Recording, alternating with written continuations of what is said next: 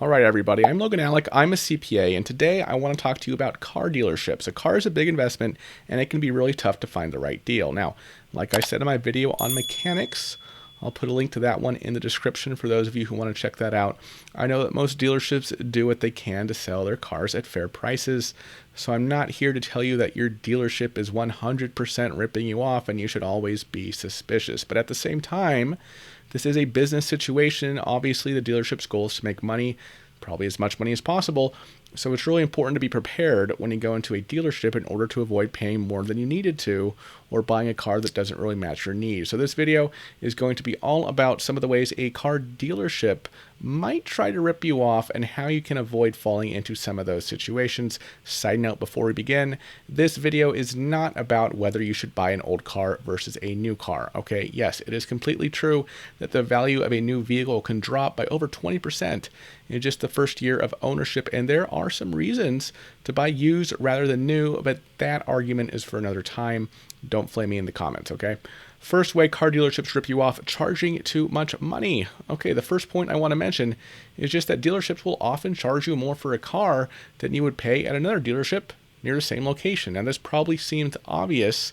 Maybe it is, but a lot of people don't think to shop around when they're looking for a new car. So maybe you have a vehicle in mind, you know a local dealership, you check their price, looks good to you. Maybe it's even at or below the Blue Book value. The problem is, if you don't take time to look at some other dealerships, then there's a chance you're missing out on a lower price. Now, some people avoid this problem by using cars.com or another similar site that checks multiple dealerships, and that's definitely better than nothing. But you can go even further if you really want the best deal. What I typically recommend is that you should actually go to a dealership, test drive the car you're interested in, figure out the exact model and options you want, then reach out to a few dealerships once you're totally prepared for the negotiation. That way they know you're serious about the car, they know you're willing to shop around for a lower price, and you're really in the driver's seat at that point, pun intended of course, in terms of waiting for them to come to you instead of going with the first price you see. In my view, it's almost always better to separate the browsing and test driving phase from the actual negotiation so that you're able to negotiate with several dealers at the same time instead of being stuck in a one-on-one situation with a professional negotiator. The second way that car dealerships can rip you off, unfavorable financing. All right, in some cases, you may be able to pay for your new car in cash. That's great. Of course, if you can get a super low interest rate, there's an argument for just financing and taking the money you would have paid for the car in cash and investing it. Like I said previously, there's also an argument that you should just forget about new cars and financing altogether and always just buy used cars paid for in cash.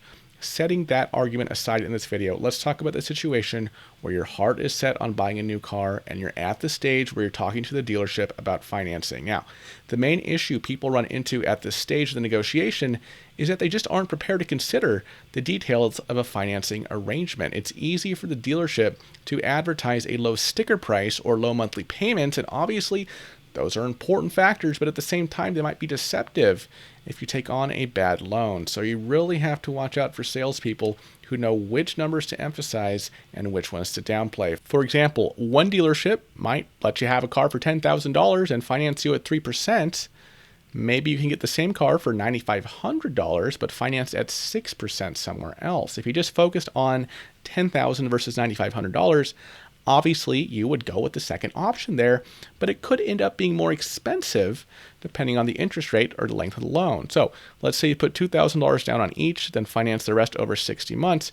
You're going to end up spending a total of $10,625 on the first car, but $10,700 on the second car.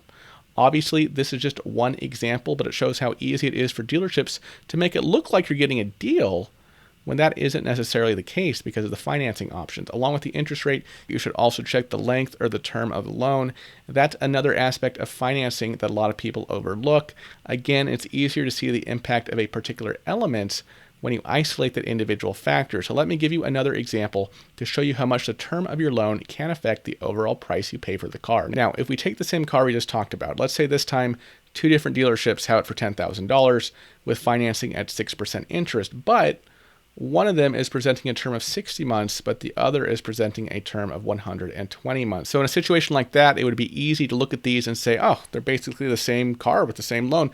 But that isn't the case at all. Even though they have the same principal and the same interest rate, the first car would only cost $11,280 over its term, assuming a 20% down payment, while the second one would cost $12,658, assuming the same 20% down payment.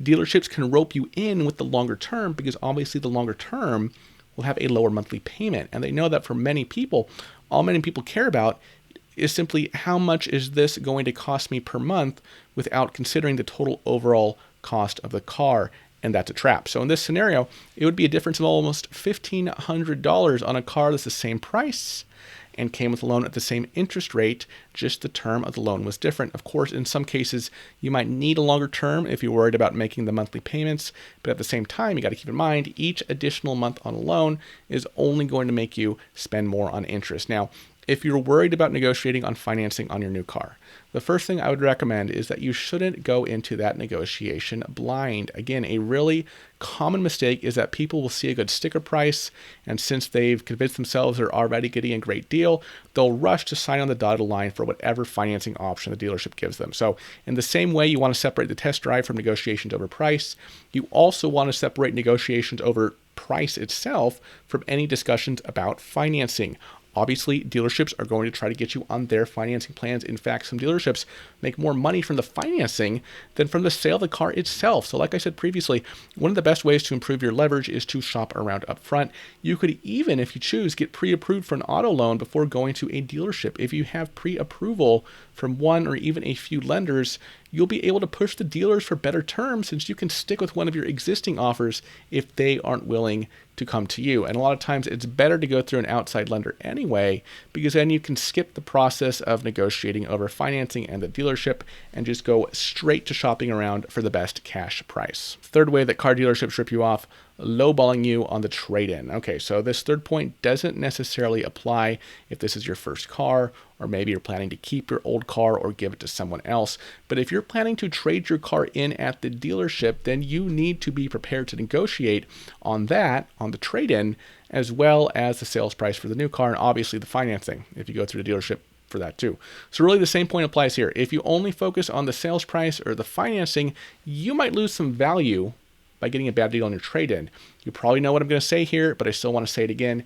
If you don't take anything else from this, at least remember to always do your homework before you go into the dealership or even email them, because you'll get a much better deal if you're prepared to negotiate on all these points. So if you want to get the best price possible for your trade-in, you're going to need to do some research and figure out how much other buyers are paying for similar vehicles. Easiest way to get started is with a site like Kelley Blue Book. I'll put a link to their calculator in the description below for anyone who wants to check it out. Basically, they ask you what kind of car you have, how many miles is on it, where you're planning to sell it, things like that, and you'll get an estimated trade-in value range based on those details. These aren't necessarily firm offers, but you'll still have a general idea of the value of your car, and that way when you start to get estimates from a few dealerships for a trade-in, you'll know which ones are fair offers and which ones you should avoid. Now, trading in at the dealership is obviously really super convenient.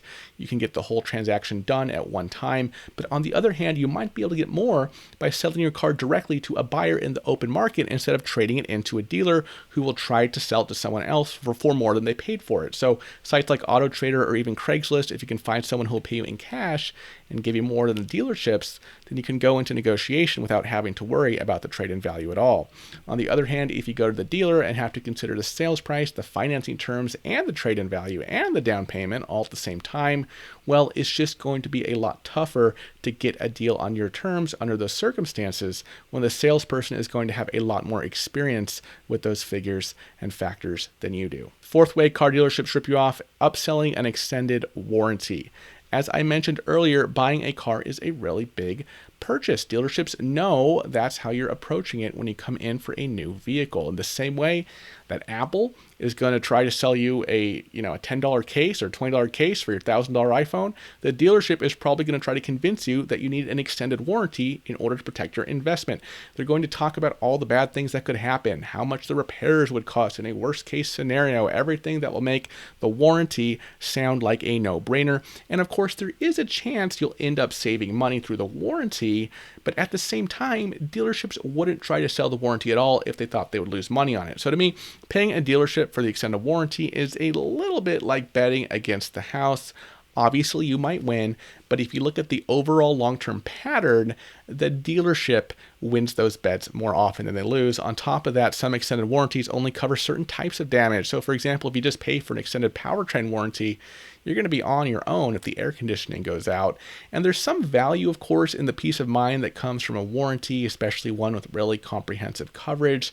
So it's not necessarily always a bad thing, but at a minimum, you should at least compare your options instead of just taking whatever warranty the dealership offers. Now, I want to mention third-party extended warranties. These are often advertised as an affordable alternative from the warranty you would get from a dealership. Sometimes that's true, but at the same time, you want to be particularly vigilant about reading reviews and making sure they're reputable, making sure they'll cover everything a dealership would cover as well. So if you really want a warranty, again, that's up to you. It's definitely nice to walk out of the dealership and know you're covered for at least a few years. But I also want to emphasize that the extended warranty isn't really the necessity that it's often sold as. Yes, you'll probably save money on repairs at some point in your car's life because you have the warranty. But if you spend a few $100s every year on your warranty premium, then it may end up being a net loss over the length of the warranty. Now, instead of putting that money toward the warranty premium, you could just forego the warranty, put the money you would pay for the premium directly into a savings account. For example, you're buying a new car, comes with a 3-year warranty. If you just put $50 a month into a savings account every month, even if you don't earn any interest, you'll have $1,800 saved up the day the manufacturer's warranty runs out to cover repairs and whatnot. So the benefit of this strategy is that you have money ready to cover repairs, but you don't lose it in the years where you don't need any work done. On the other hand, you won't be fully covered if something goes wrong and the repairs are really super expensive, but ultimately that's just the risk reward scenario that comes into play when you're thinking about whether to purchase an extended warranty or not. So if you're in a situation where you're not sure if you could handle the cost of repairs in a worst case scenario, maybe you'd rather avoid that possibility by taking on the smaller risk of losing money on the warranty payments.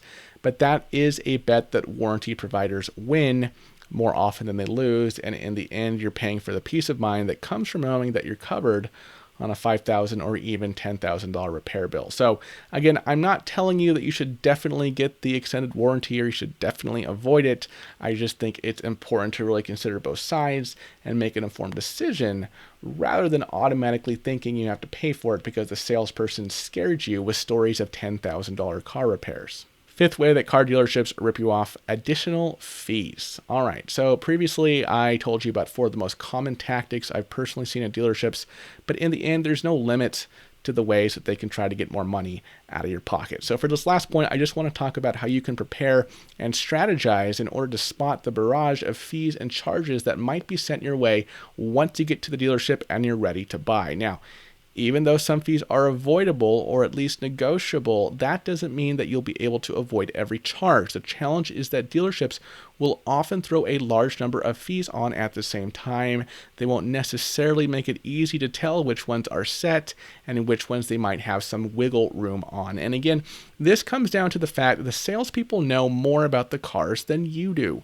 They know more about the dealership than you do. They definitely know more about the fees than you do. So most people are going to look at that sheet of fees and think, oh, these are just minor charges when you're buying a car. And in a sense, that's true. For example, if you pay $10,000 for a car and they throw in a $100 fee, then ultimately that's only 1% of the sales price. But at the same time, $100 is still $100. So you really don't want to get nickel and dimed in that situation, especially when it's easy to overlook that kind of money against the much higher price of the vehicle. And again, it's hard to say what exactly you could be charged at the dealership, but there are some common fees that you should be aware of before you go into negotiate. Okay, one fee that you'll see a lot at dealerships is the advertising fee, which is obviously meant to offset whatever the dealership paid to market the car.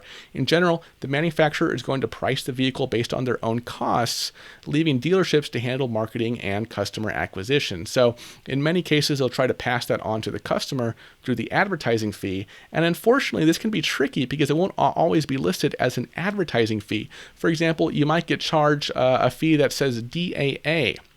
That actually stands for dealer area advertising.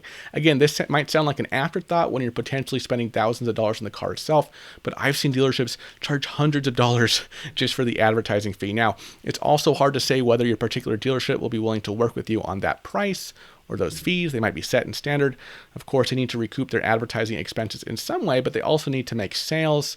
I'm sure there are good reasons for charging that. Obviously, this is a business and dealerships will do whatever they think will earn them more money. But at the same time, this is the only industry, or one of the only industries, where vendors will actually charge customers for the cost of advertising as a separate line item. If you're willing to push back a little, you might be able to get a discount, and you should try to find out about the advertising fee early on in the buying process so that you don't get hit with an unexpected $500 charge when they already have you ready to sign the papers. Another really common fee is for documentation, which typically refers to things like your title, registration, license plate, stuff like that. Again, these might sound like afterthoughts, but they actually do take time and money on the part of the dealership, and there's a good chance you'll be charged either a flat rate or some percentage of the sales price. Now, documentation fees are very well known and kind of notorious for being unfair and arbitrary. Of course, that's going to vary depending on the dealership, but it's something to watch out for. In response to these fees, a number of states have actually started regulating documentation fees at dealerships in order to curb some of those practices. Only around 10 states or so have actually taken that step, but I wouldn't be surprised if that number goes up over the next few years. Here in California, for example, you can only be charged up to $65 at many dealerships for this fee, or up to $80 at dealerships that participate in the state's Business Automation Partner Program. I've looked for information from other states. Unfortunately, there's no centralized official site where you can check the rules in every state, so I would just recommend doing your own research on the regulations in your area, particularly so you'll be able to tell if the dealership tries to get away with overcharging on the documentation fee. Okay, the next fee I want to point out is the market adjustment fee. This is honestly a really annoying fee, but the dealership might be able to get away with charging it in some situations. Basically, market adjustment means that the dealer wants to charge more for the car due to market factors. For example, if a new car releases at $30,000, but demand is way higher than supply, obviously that dynamic is going to make it easy for dealerships to sell the vehicle for more than the sticker price. Ultimately, the market adjustment fee is their bet that they'll be able to find a buyer. So if you want the hottest car of the year and you aren't willing to pay, say, $32,000 instead of $30,000, then they'll just wait for someone who is. So I'm not necessarily going to say that you can't negotiate this. It's just that depending on the market conditions, the dealership might not have any motivation to work with you. Finally, one thing you might see is the delivery or preparation fee, something like that. It could also be called the destination fee, depending on the specific dealership. It's kind of like paying for shipping when you shop online. The dealership will try to push some of the transportation costs off to you in order to keep more money they get from the sale itself. Unfortunately, this makes it tougher to negotiate since they need that money to pay to bring the cars to the dealership to begin with. The best you can do with the destination or delivery fee is just check for information beforehand so that you know how much to add to the sales price at a particular dealership. For example, if one dealer charges a $500 fee and another one charges $1,000, they need to make up that $500 difference on the sales price, on the financing, or on another fee in order to get the same deal. And if you don't know that information going into the negotiation, then you might end up spending more than you expected. And of course, my point is just be vigilant and informed about these and other charges and the other points I brought up in this video. If you do that, you'll honestly be more prepared than the majority of people who walk into a car dealership. Now, unfortunately, the potential for getting ripped off doesn't end after you buy the car. You'll probably have to deal with a lot of the same tactics that the mechanic when you need repairs. I actually made a separate video on dealing with mechanics. You can click the link at the top of the screen as well as in the description below if you want to check that one out. As always, thank you so much for watching to the end of the video. This one was particularly long, so I really do appreciate it, and I hope to see you in the next video. Make sure to like and subscribe for more updates. Bye-bye.